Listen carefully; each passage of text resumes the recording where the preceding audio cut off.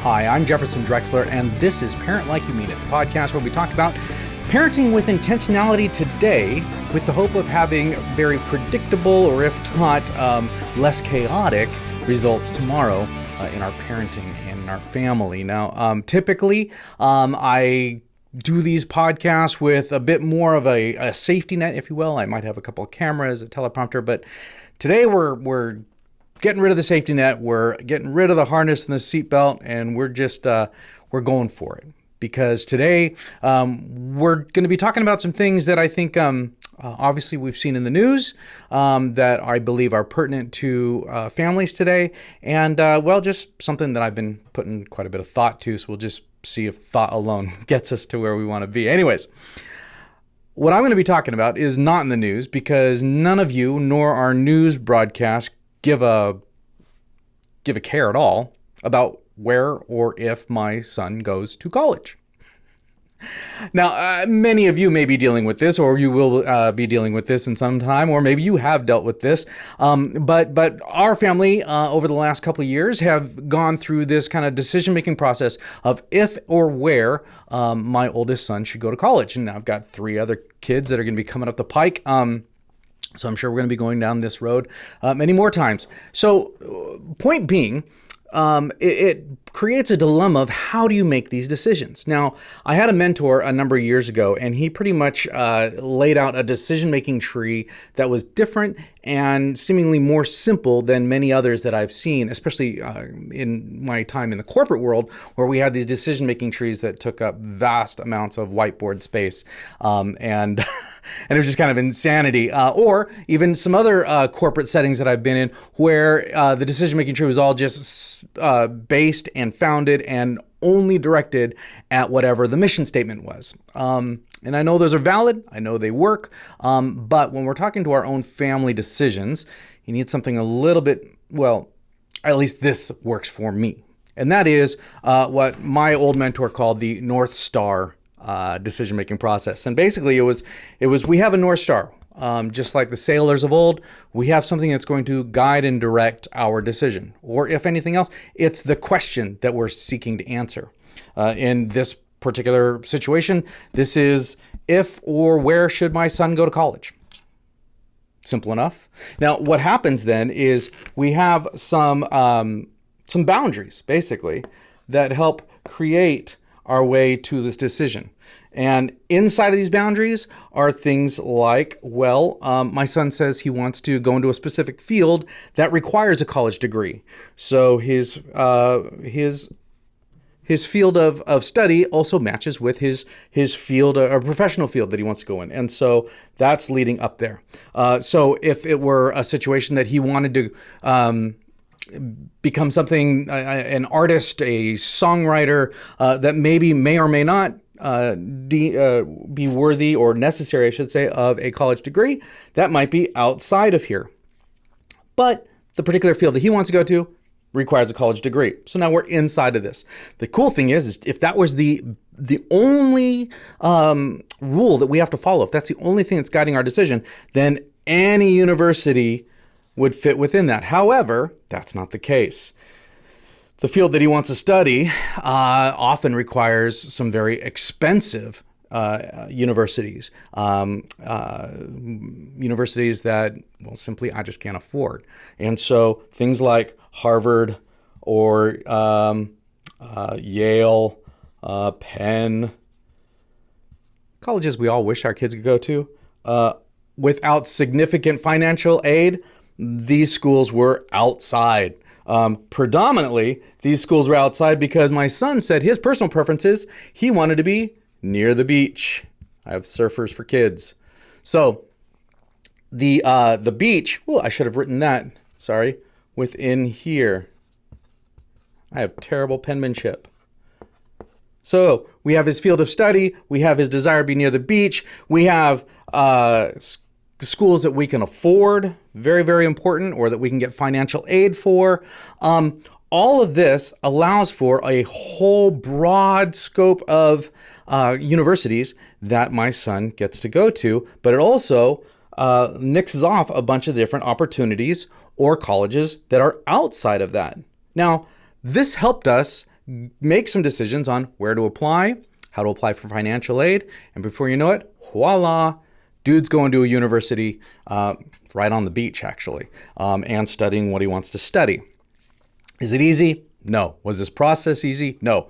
Took a lot of prayer, a lot of research, and then a lot of, honestly, just divine intervention of, with financial aid coming in and other deadlines that were able to happen.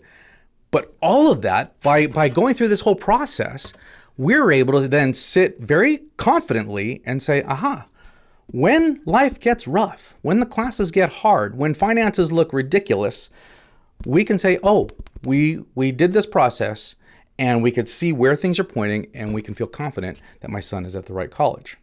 I bring all that up to then bring up another story that, has been in the news more than a little bit in the last few days. And that is the North Star of what on earth the Supreme Court would have done in regards to the Dobbs case. For those of you who don't know, the bottom line is, the Dobbs case basically brought into question Roe versus Wade. Should abortion be a federal mandate across the country, or should it be something that each state should make up its own mind, and therefore its own local legislatures make up their own mind? Well, we've got the North Star. What should we do about Roe v. Wade, basically? What should we do here? And we've got some boundaries. Well, the boundaries that mean more than anything is the Constitution. That's the overarching boundary. Terrible penmanship. Deep apologies. The one class I probably should have paid more attention to as a kid. And looking at it now, I could have even written that left-handed. Anyways, the Constitution. That is what the Supreme Court really had to examine and base their decision on. Now, many people are saying, but what about the fact that Roe v. Wade has been the law of the land, quote unquote, for the last nearly 50 years? What about the past decisions that have been not just at the Supreme Court level, but throughout other local jurisdictions that have based these decisions on Roe v. Wade? We can't just get rid of all that. That is a great question. Can we or can't we? Well, what this Supreme Court looked at was Roe v. Wade actually based on the Constitution, and therefore everything else would trickle down from there. What they determined was, no, it wasn't. It was a bad decision. It was a bad decision in its original state. Even Ruth Bader Ginsburg, before she passed away, said, looking at the constitutionality of it, I wish there was a better way because this one is on shaky ground. Therefore, the current Supreme Court said, kicking it back to the states, just like it had been. And does it make abortion illegal? No, it does not. Does it make abortion the law of the land? Well, honestly, it was never the law of the land. And this brings me to something completely different. And we'll just free up a little bit more space on my whiteboard. And that is something that I learned as a wee little kid way back in the 1970s. And I know my kids hear me talk about these stories and like, Dad, you are so old. That's the three-ring circus. In the three-ring circus, we have the executive branch, we have the legislative branch, and we have the judicial branch. The three of them have checks and balances. Each of them have separate but equal powers. Each of them have a role in our lives as a nation. And then what doesn't apply to those, guess what? It goes to the state. Each individual of the 50 states gets to make their mind. Now, was Roe v. Wade the law of the land? No, it was not. It was never a law. It was a Supreme Court decision that then people were basing their rules off of. But it was not the law, because the law can only be brought through the legislative, then signed and executed by the executive, then examined by the judicial to see whether or not it's constitutional. This is how our Constitution works. When you're hearing people scream to high heaven or scream up to get below, if you will. I'm going to try. That's the only commentary I'll throw in on it. When you see people go nuts about how terrible this moment is in our nation's history, oftentimes they are completely forgetting about this Schoolhouse Rock, three-ring circus of how our Constitution is supposed to work. When we are examining the different decisions that the Supreme Court is supposed to make, it all has to abide by the Constitution based on the three-ring circus that we have as a governmental structure. That's what we have in the United States. Now, is it perfect? No, because why? We got humans doing it. But I got to tell you, throughout all of human history, you're not going to find a more closer to perfect governmental structure than what we have in the United States, if it can be kept. So, the key at this point is just like when we're looking at what should my son do for his college, or in the future when we're going to be looking at what should my other kids do. Should they go to school? Should they not go to school? Do we kick it to them for the decision? Do mom and I get to make the decisions? The analogy is there as far as, do we kick these decisions to the states or even city governments? Or is it something that needs to be broad across the government or federal government? The hard truth is that there's nothing in the Constitution that guarantees the right to an abortion. Now, there are certain rights that are specifically guaranteed by our Constitution and by our amendments. And this is where I think that people need to really get things moving if they are really as passionate as they seem to be. If they truly feel like abortion needs to be the law of the land, make it the law of the land. Go through the legislative process, get it signed or passed through our legislature, then get it sent up to the executive and have the president take care of it. Then it'll get kicked down back to the judicial and see, does it fit within the Constitution? If it does, it becomes the law of the land. Until then, just like the Supreme Court just did, it's going to be kicked back to each of the individual states, and then they get to make up their minds within your own states and your own local jurisdictions on what to do with this dilemma, how to answer that North Star question. Is it oversimplified, what I just did? Yes, absolutely. But when you oversimplify things, it makes understanding certain things a whole lot easier to do, at least from my simple brain. I've said it many, many times. When I look at what guides me as far as my decisions, my life, how do I go about things, what I try to do is I keep in mind one Bible verse. Just one.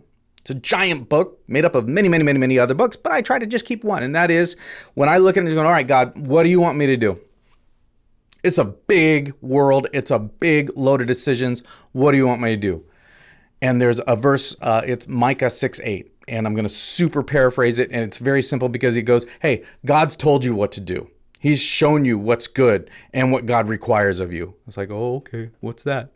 Well, to love mercy. Okay, be merciful. Do justly. All right. Like justice. Be humble and just. Be merciful. Already said that. And then walk with God. Now, I know a lot of you guys are like, oh, there you go with your Christian. That doesn't have any place in our Constitution. Then we're supposed to have separation of church and state. Okay. Then you take whatever principle it is that guides your life, apply it to your North Star, knowing that we have a Constitution, we have a three-ring circus, and let's see what wins out. But right now, I would simply say, stop throwing your temper tantrums. If you're throwing a temper tantrum, stop looking down your nose at people. If you're looking down your nose at people, and instead, try out my method of walking just for a bit. Love mercy, love justly, or live justly, walk humbly, and then maybe, just maybe, you might see some results that God might like. I mean, after all, that's what's good, and it's what He requires of you. Check out the Bible verse. Anyways, I hope that this stirs up some healthy conversations, not screaming, not yelling, not wailing, not going into false pretenses of what the Constitution says or what it doesn't say or what the law should be or what you wish, because all those things are outside of this decision tree. I don't care what you want. I don't care what history has been. The court didn't care any of these different things. It simply looked at what does the Constitution say, and then within that, how does the decision-making process work? That's my 2 cents for this week without a safety net. This is Parent Like You Mean It. I'm Jefferson Drexler. Look forward to hearing your comments. I think. See you next time.